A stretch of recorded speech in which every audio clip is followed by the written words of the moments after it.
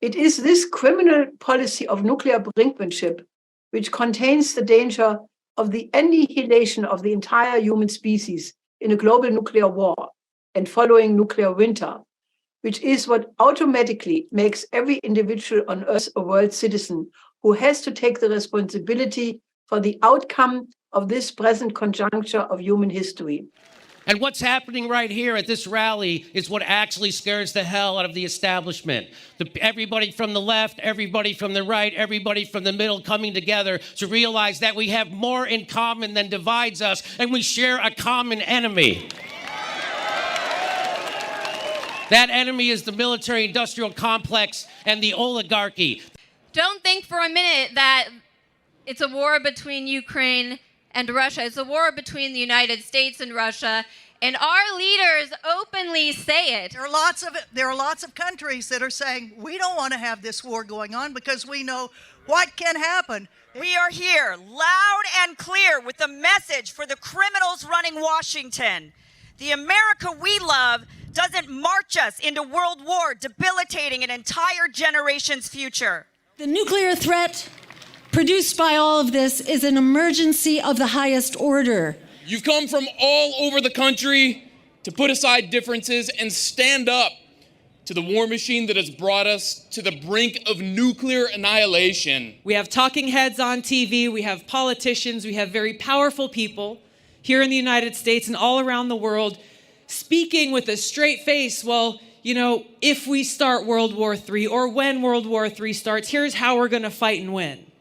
Yet our leaders are playing a game of nuclear chicken, pretending nuclear war is winnable. It's time to tell these pipeline blowing up, mylar balloon shooting down bastards that we've had enough. There were no rational objectives in the wars in Iraq, Afghanistan, Syria, Libya, and Somalia, and there are none in Ukraine.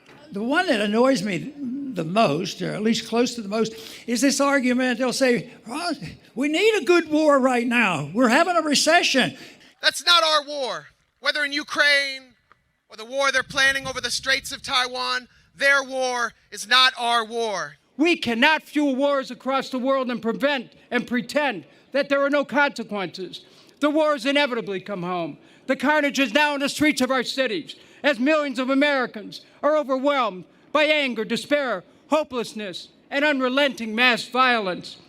Where do I take my children to be safe, knowing that there is an inbound missile to Hawaii with a nuclear warhead and we have just minutes to live?